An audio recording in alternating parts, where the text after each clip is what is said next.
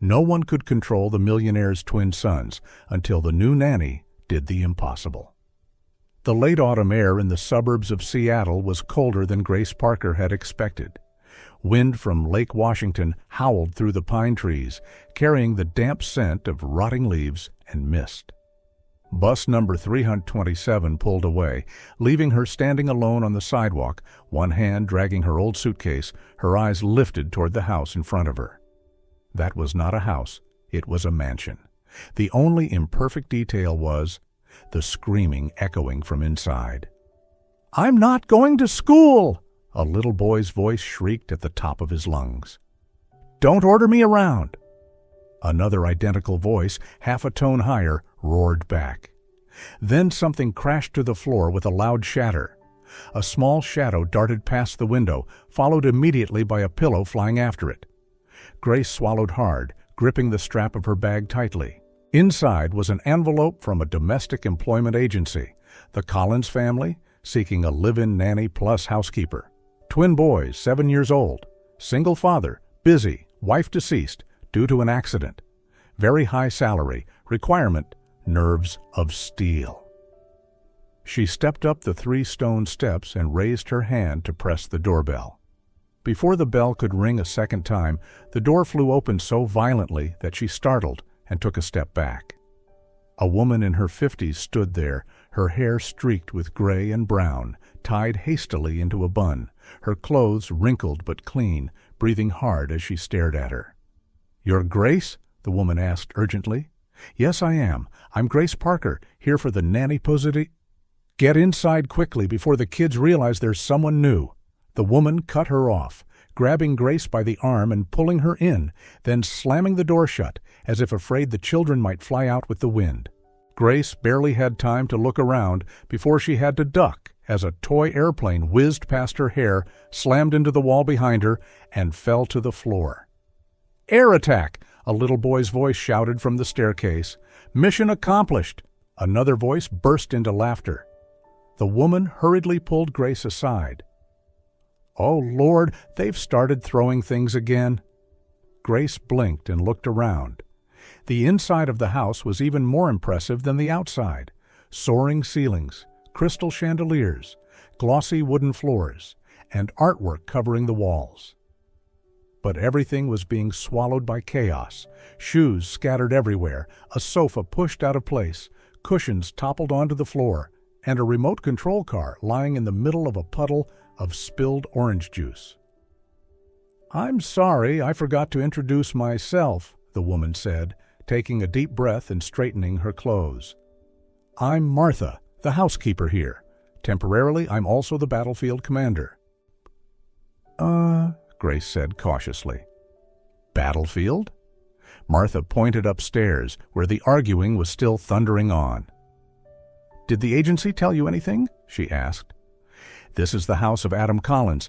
He's the CEO of an AI software company. Very rich, very busy, very hollow ever since his wife died. The twins, Ethan and Evan, 7 years old, are 2 walking little hurricanes." She shrugged helplessly. "Over the past year, 15 nannies have come and gone. The longest one lasted 3 weeks. The shortest one?" She sighed. 2.5 hours. Grace frowned slightly. 2.5 hours? Ethan taped both of her hands to the dining table as a science experiment, and Evan dumped an entire bottle of milk over her head, Martha said. She ran out onto the street, called an Uber, crying and cursing. Grace had to bite her lip to keep from laughing. "And what did the boss do?" Grace asked. "Paid compensation, raised the agency's fee, said, 'I'm sorry,' in an email, and then went back on another business trip." Martha shrugged. "He's not a bad man, just a man whose heart has been stuck on the day his wife died." Grace looked up the staircase. 2 identical brown-haired heads peeked out, a pair of bright blue eyes gleaming. "Grandma, has the new one arrived yet?" one of them asked. "She has, but stop causing trouble," Martha snapped. "Is the new one fast at running?" the other asked. "I need to know so I can bet with Ethan." Grace slowly walked to the foot of the stairs and looked up at the two boys. They really were so alike that if they hadn't been wearing different colored shirts, she wouldn't have been able to tell them apart. One wore a Batman t-shirt, black shorts, his hair sticking up wildly as if he'd just stuck his fingers into a socket. The other wore a green t-shirt with a sports team logo and ripped knee jeans. "My name is Grace," she smiled, trying to keep her voice calm. "Nice to meet you both." "You're the new nanny?" Ethan squinted. "You look smaller than the last one." "And less strict," Evan commented, leaning against the railing. "That one made us wash our hands before every meal." "I think washing your hands before eating is a good idea too," Grace said. "But I also know how to make grilled cheese sandwiches better than in the movies." Both pairs of eyes lit up. Martha turned to look at Grace in surprise. "You really know how to make grilled cheese?" Evan asked, skeptical but clearly intrigued. "Not only do I know how, I'm a grilled cheese expert," Grace replied, putting on a serious face. "But I only make it for kids who know how to say, 'Nice to meet you, Grace,' instead of asking, 'Can you run fast?'" Evan shot a glance at Ethan, and then both of them walked down the steps, like two tiny gentlemen. At the bottom step, Ethan held out his hand. "I'm Ethan Collins." "Nice to meet you, Grace." Evan held out his hand, too.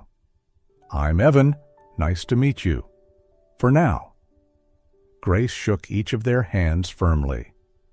"Nice to meet you, Ethan and Evan," she said. "We'll see today whether you two have enough patience to eat grilled cheese before declaring that I've run away." The boys looked at each other, then burst out laughing. From upstairs, a door slammed. A deep, tired male voice called out, "Martha, I can't find my blue tie." "It's in the second closet on the right, next to the gray suit," Martha shouted back. A few seconds later, a tall, broad-shouldered man appeared at the top of the stairs. His brown hair was slightly messy like the boys'.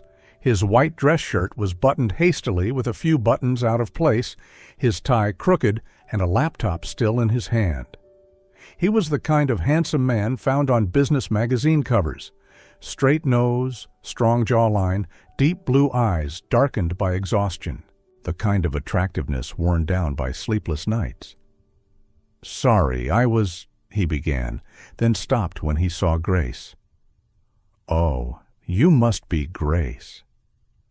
"Yes, hello, Mr. Collins," she said, lifting her head.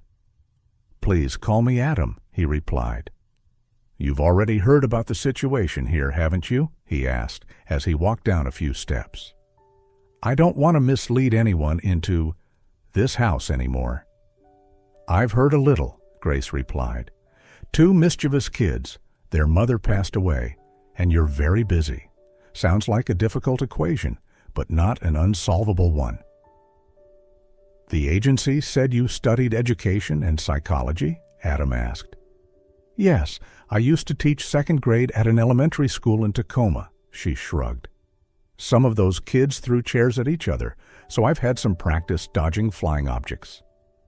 Ethan looked at her, as if reassessing her. "And what about your time?" Adam continued. "Do you have a personal life? Dating, friends, family, that sort of thing?" Grace smiled, but her eyes lowered slightly. "As for family, I grew up in foster care. Most people in my life were strangers. Right now, I study for my master's degree online and work. I'm not fancy enough to have many worries beyond rent and my thesis." Adam frowned slightly. "I'm sorry, I didn't know." "It's okay," Grace said softly. "I just want to say that I understand what it feels like to lose someone and to be abandoned by adults. I used to be a child like Ethan and Evan." The two boys looked at her in surprise. "Mom died, and you?" Ethan hesitated. "My mother died too when I was 10, Grace said plainly, without sugarcoating it. "A car accident. My father couldn't bear it, drowned himself in alcohol, and disappeared from my life. I moved from one house to another. No one stayed long. Back then, I wished I had even just one adult who wouldn't leave. She looked straight at Adam, then at the twins. So if you hire me, and if the two of you allow it, she said slowly, I'll do my best not to become just another name on your list of people who left. The living room fell silent for a few seconds. Martha blinked several times and turned away to wipe her eyes with the hem of her shirt. Adam gripped the stair railing as if without it he might lose his balance. My flight is at 9 o'clock, he finally said, his voice lowered. I'll be away until Thursday. If by then you still haven't run away, we'll sign the contract. If you leave before that, that's fine too. I'm used to it. He looked at his sons. Go to school properly today. No throwing pillows at your classmates? Ethan grinned. But if they deserve it? No, Adam cut in. Evan looked at his father, then asked in a softer voice, Dad, aren't you going to hug us? That simple question felt like a gunshot straight into Grace's chest. Adam froze as well. He hesitated. She could see it clearly. He wanted to, but his body was stiff, as if it no longer remembered how. Finally, he placed a hand on each of their heads and gave a quick pat. I have to go, he said quietly. Listen to Miss Grace. I'll call on FaceTime tonight. He turned to Grace. Good luck. Then he left, leaving behind the scent of expensive cologne and a wide empty space on the staircase. That afternoon, when Ethan and Evan returned home from school and rushed into the kitchen, the dining table had already been wiped clean. A red and white checkered tablecloth had been spread out neatly. In the center of the table sat a large plate piled high with golden grilled cheese, melted cheese oozing out the sides. Beside it were 2 freshly poured glasses of milk, still capped with foam. Wow, Evan gasped. Like in a movie. Like a commercial, Ethan corrected. Grace stood beside the stove, her hair tied up high, a spatula in her hand, a streak of flour on her cheek. She raised the spatula like a game show host. Welcome to the program, The Nanny Who Didn't Run Away on Day 1, she announced. Today's prize, grilled cheese, reserved only for those who sit down and say, thank you. Ethan and Evan looked at each other, then ran to their chairs. Thank you, Evan said quickly, his eyes never leaving the plate. Thank you, Miss Grace, Ethan said, placing a hand on his stomach in an exaggeratedly serious manner. Your noble sacrifice in serving us will be recorded in history. You two talk exactly the same, Grace laughed. Eat before it gets cold. As the cheese stretched into long strings between their hands, their faces lit up with a joy Martha had not seen in a very long time. Martha, Evan turned to her as she sat beside them with a cup of tea. Do you get to eat grilled cheese too? No, Grace answered quickly, then leaned down and whispered, You'll get a special one later, less butter. We still have to check your blood sugar. Martha burst into laughter and gently patted Grace's shoulder. After a few bites, Ethan looked up. Miss Grace, he said, his mouth still smeared with cheese. Mommy used to make grilled cheese too, but Mommy added bacon. That sounds delicious, Grace said. I've never tried that. Maybe one day we can make it using your mom's recipe. The air around the table grew a little heavier. No one wants to talk about Mommy, Evan muttered. Grandma says we shouldn't mention her so Dad won't be sad. Dad says he's busy. And what about you two? Grace asked softly. Are you sad? It was a simple question that no adult had ever asked. Yes, Ethan answered quickly. Very sad, especially at night when we hear trucks driving outside. Evan nodded, his eyes filling with tears. That time, we were in the car with Mommy. A big truck ran a red light. Mommy screamed. And then... He stopped swallowing. We woke up in hospital beds. They said Mommy was gone. Dad wasn't there. He came later. I'm so sorry, Grace said sincerely. She looked at Ethan. "Is that why you two do so many things to get attention?" she asked gently. "Taping people up, tying ropes, throwing pillows, locking doors?" "To see if adults will notice," Ethan admitted, his shoulders slumping. "If they yell at us, it means they're still there. A lot of people can't handle yelling at us, so they just leave." Grace nodded slowly. "Then let me ask you this," she said. "Instead of taping me up, would you show me how much you miss Mommy? Would that be okay?" Evan frowned. "What do you mean?" "For example," Grace leaned forward, lowering her voice like she was telling a secret. "We make a plan. Dad is on a business trip until Thursday, right? From now until then, you help me clean the house, do your homework, throw fewer things, not to become perfect kids from a textbook, but to prepare a surprise for Dad." "A surprise for what?" Ethan asked, clearly excited by the word. "We turn this house back into Mommy's house." "But in a good way," Grace said. "We clean up the mess, hang back up the photos Martha said were put away because Dad couldn't bear to see them, and make a Mommy Memories album so on Thursday night all of us, Dad, you two, me, and Martha, can sit down and talk about Mom." The two boys fell silent. The idea of talking about their mother was clearly both tempting and frightening. "Dad won't agree," Evan said softly. "He always avoids it whenever Mom is mentioned." "I know," Grace nodded. "Dad is hurting too, sometimes very, very deeply. I've met adults like that in foster homes. They lock everything away because they're afraid that if they open it, they'll completely fall apart." She paused and looked straight into Ethan's eyes. "But do you know what?" she said. "Pain that's kept inside doesn't disappear. It just flows somewhere else, into yelling, into things being thrown, into not being able to hug your own children." Ethan tightened his grip on his fork. "Do you think Dad still loves us?" "I think Dad loves you so much that he's afraid of losing you," Grace replied. "So afraid that he doesn't dare get too close. I saw it this morning when he stood on the stairs." Martha cleared her throat softly, as if in agreement. "So if you agree," Grace said, "we won't be good in exchange for iPads. We'll be good as an attack strategy. We'll attack Dad's heart, remind him that he has two wonderful children who deserve to be loved and hugged, not just sent Dad is sorry emails to an inbox." Ethan and Evan looked at each other. In their eyes was something that was both the fire of little warriors and the fragility of abandoned children. "Dad hasn't hugged us since last Thanksgiving," Evan murmured. "Then our goal will be to get one really tight hug this Thursday," Grace said. A second of tension passed. Then Ethan nodded. "Deal," he said, his eyes flashing. "But if the plan fails, we're taping you up."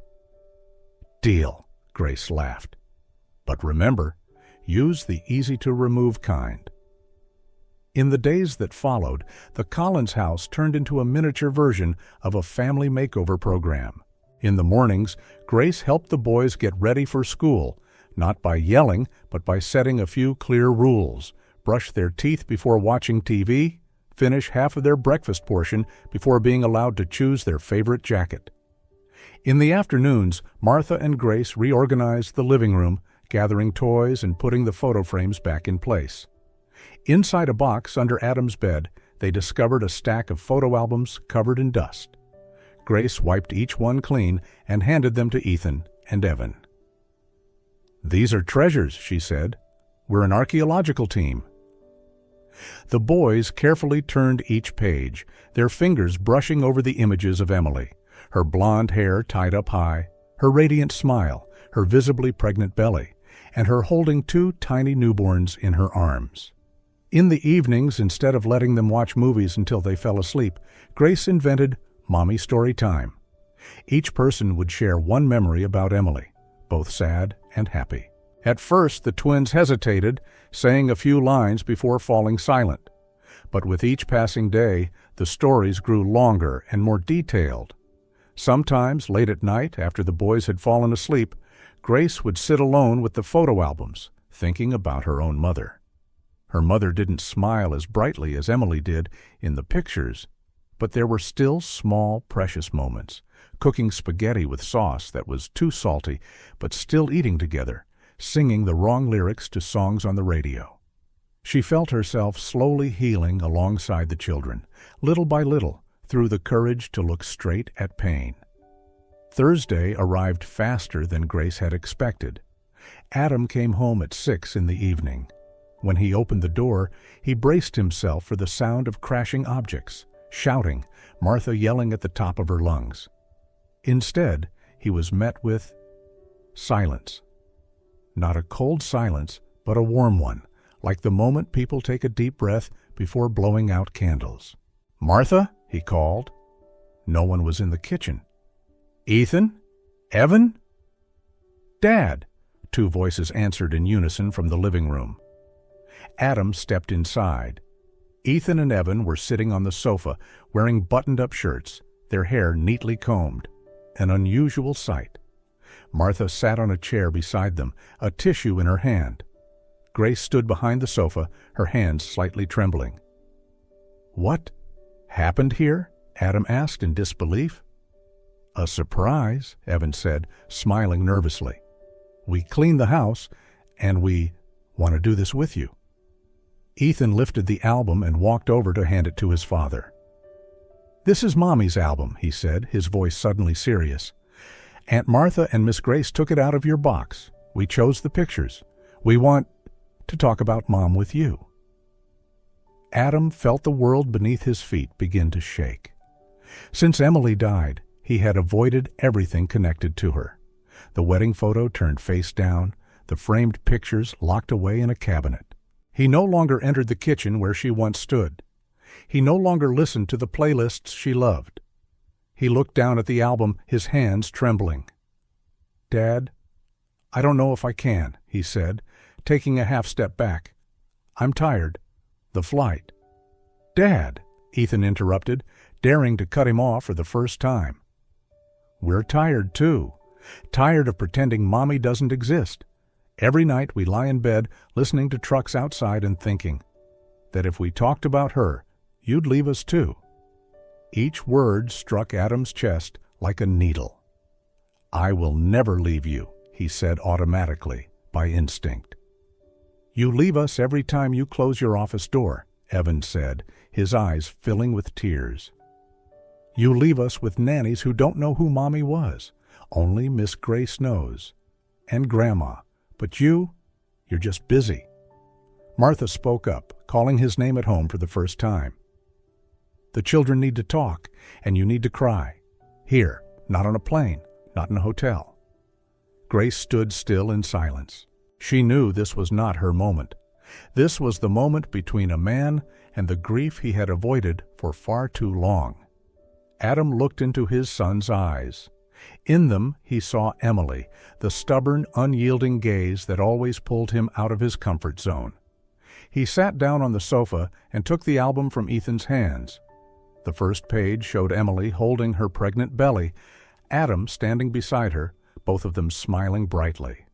The next page showed the newborn twins, red and tiny, their eyes tightly shut, Emily drenched in sweat but still smiling. A hot tear slid from the corner of his eye and fell onto the page. He no longer tried to stop it. For over an hour, they turned each page and told each story. Some were memories Adam remembered, others he had never known. The time Emily secretly took the twins out for ice cream before dinner, the time she taught them to paint monster faces on Halloween pumpkins, the time she burned the cookies but still laughed and said, "Who eats cookies for the flavor anyway?" Adam laughed, cried, trembled. Ethan and Evan kept pressing tissues into his hands. Martha cried too, laughing and muttering small English curses under her breath. Grace couldn't hold back anymore. Tears streamed down her face as well. But inside her chest, she felt something loosen. She had once wished for a moment like this with her own father. But it never came. At least now it was happening here, for someone else. When the album closed, Adam covered his face. "I'm sorry," he whispered. "I let you suffer alone. I thought that if we didn't talk about it, the pain would get smaller, but it turns out it only grew larger. Evan crawled closer, his small hand resting on Adam's arm. Ethan did the same. "Dad, can you hug us?" Ethan asked, his voice shaking. Adam looked up. For a moment, he looked more like a little boy than the CEO of a multi-million-dollar company. Then he opened his arms. The two children rushed into him, hugging him tightly.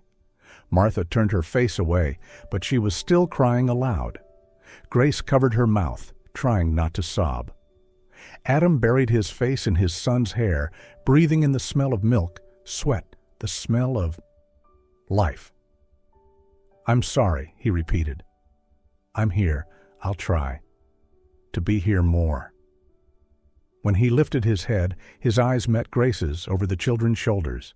In that look was a thank you deeper than words. After that evening, the Collins house began to change, not through magic, but through small things. Adam started coming home more often. He learned how to make grilled cheese using Emily's recipe, then accepted that Grace's grilled cheese was better. He shared the housework with Grace and Martha. Late-night emails became fewer. Grace still took care of the boys, but now Adam asked her to teach him as well. He asked her about psychology lessons, about how to handle Ethan's nightmares, Evan's panic when he heard ambulance sirens. 8 months later, on a Saturday morning, as Grace was helping the two boys build a blanket fort in the living room, the doorbell rang. Martha opened the door. A woman in her 40s stepped in, her blonde hair styled in elaborate curls, wearing an expensive long coat and oversized sunglasses. "Miss Emma!" Martha exclaimed. "Hello, Martha," the woman said, blowing her a kiss before removing her sunglasses and glancing around. "The house looks different." "Aunt Emma!" the two boys shouted, running over to hug her legs. Emma was Emily's older sister, their biological aunt. She lifted each of them up in turn, spinning them around. "My goodness, you've grown so fast," Emma laughed. "Still as mischievous as ever?" "Even more so," Martha whispered. Emma set the boys down and turned to Grace, who was standing up and brushing off a cushion.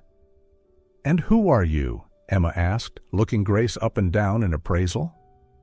"I'm Grace," Grace replied with a smile, trying not to shrink under that scrutinizing gaze.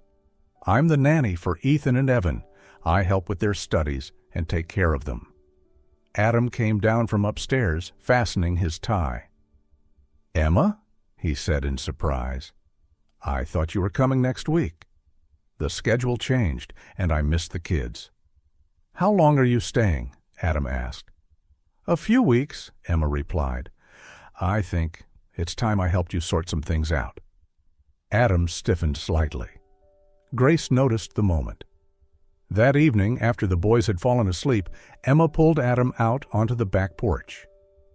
"What do you think of the new nanny?" she asked, lifting a glass of wine to her lips. "Grace!" Adam looked through the glass door at Grace, who was tidying up the toys inside. "She's amazing. The kids adore her. She understands them, patient, smart. Without her, I honestly don't know what this house would look like now." "Exactly," Emma said, setting her glass down on the old wooden table. "That's what worries me." Adam frowned. "Worries you?" "Adam," Emma said, her voice gentle but edged with sharpness. "Don't you see that you're creating a dangerous dependency? The kids are practically attached to her. And you—" She narrowed her eyes. "You look at her as if she's your lifeline." "She helps me," Adam said. "So what?" "Helping is fine," Emma shrugged. "But what if one day she decides to leave, or falls in love with someone and moves out? What will you do then? Tell the kids that yet another woman in their lives has disappeared?" Adam tightened his grip on his glass. "Grace isn't that kind of person. She knows how much the kids have already lost." "Adam, you're wealthy. You have a company. You have money. You'll survive even if there's no one," Emma said, her tone growing harsher. "But what about her? A girl from foster care, no home, no roots, living in a $1 million house with sweet children and a handsome father. Sooner or later, she's going to want it for herself. It's a story as old as time. "Emma," Adam snapped, "don't insult her like that. Grace isn't taking advantage of anyone." "I'm not saying she's a bad person," Emma replied, her eyes still cold. "I'm saying this situation is bad. The children have lost their mother. They're imprinting a new mother figure onto the nanny. And you—" She paused. "Have you ever asked yourself how you actually feel about her?" Adam fell silent. Emma looked him straight in the eyes. "You need to be clear. With yourself, with her, and with the children. If you're developing feelings, you must be extremely careful. This isn't a Hallmark movie. This is real life for two 7-year-old boys." Adam leaned back against the railing, his head pounding. He thought of the late-night talks with Grace in the kitchen, the accidental brushes of their hands, her laughter when the twins hid under the table. He had avoided naming it, but something was clearly there. That night, Adam didn't sleep. Emma's words spun through his mind. He stared at the ceiling, listening to the steady breathing of the twins in the next room, feeling the weight of responsibility tightening around his neck. The next morning, he called Grace into his office. Grace stood in the middle of the room, her hands clasped together. On the desk were a computer monitor, several project documents, and a photo of Emily and Adam when they were young, the only one he had not put away. "You wanted to see me?" she asked. "Sit down," Adam said. She sat in the chair across from him, a little tense. "Grace, first of all—" Adam took a deep breath. "I want to tell you how grateful I am. You've done what I, the therapists, and 15 previous nannies couldn't do. You pulled the kids out of the hole they were in. You pulled me out, too." "I didn't do it alone," Grace said softly. "The kids took the steps themselves. You did, too." He nodded. It was hard to look at her without feeling a sharp ache in his chest. "But," Adam continued, "I want you to only take care of the household work from now on. Keep some distance from the kids. I don't want them becoming dependent on you." Grace felt her shoulders tense. She stood up. "If you want me to keep my distance, I'll try," she said, her voice trembling. From that day on, the Collins house changed again. Not back into chaos like before, but a thin layer of ice formed between the adults and the children. Grace still woke the twins up, prepared their breakfasts, drove them to and from school, helped them with homework. But the hugs disappeared. She stood aside while they played in the yard, only reminding them when it was time for lunch. When they invited her to build a blanket fort, she said the blankets needed to be folded neatly. When they asked for mommy stories, she told them, "Tell your dad today. I have to wash the dishes." Ethan and Evan quickly noticed the difference. Over the next 2 weeks, the boys' behavior began to change. At first, they grew quiet and smiled less. Then the outbursts returned, throwing things, arguing, refusing to do their homework. One night, after Grace left the room, Evan suddenly burst into tears. "She hates us now," he sobbed. "No," Ethan said, wrapping his arms around him. "It's Dad. Dad made her like that." The next day, Ethan knocked on Adam's office door. "Dad," he said, standing in the doorway, "what did you say to Miss Grace?" Adam looked up from his screen, his eyes blurred after countless emails. "Why do you ask?" "Miss Grace is different," Ethan said, his brows furrowed. "She doesn't play with us anymore. She doesn't hug us when we have nightmares. She doesn't smile at us the way she used to." Adam felt a sharp pain stab his chest. "I just told her to keep things more professional," he admitted, "so that if one day she has to leave, it'll hurt you less." "But we're hurting right now," Ethan shouted, tears spilling over. "She's not going anywhere. But you made her disappear while she's still here." Adam opened his mouth, but no words came. "You're always like this," Ethan said, his shoulders shaking. When Mom died, you disappeared too, even though you were still in the house. Now you're doing the same thing with Miss Grace. We already lost Mommy, and now we're losing her too. And it's all because you're afraid." He turned and slammed the door so hard the picture frames rattled. Adam remained seated, his heart heavy as lead. He remembered what Grace had told him. He chose safety, and the children took the knives of that decision. That night, when he went into the kitchen for a glass of water, he found Grace sitting alone at the table, her hair loosely tied, her eyes swollen. "I can't sleep," Grace said without looking up. "Neither can I." I can't either," Adam said, hesitating in the doorway. The kitchen, once so familiar, suddenly felt strange because of the invisible distance between them. "Grace," he began, "I think maybe I was wrong." She gave a small smile, but it hurt. He pulled out a chair and sat across from her. "I'm afraid," he said. "I'm afraid the kids will get hurt. I'm afraid I'll get hurt. I'm afraid Emma is right. I'm afraid people will say I forgot Emily too quickly." "Did you forget her?" Grace asked. "No," he answered immediately. "I think about her every day. When I pass the cafe she liked, when the twins argue over TV shows, when I see anything yellow, He gave a sad smile. "I still dream about her sometimes." "Then the problem isn't whether you forgot her," Grace said. "The problem is that you think loving again means betraying the first love."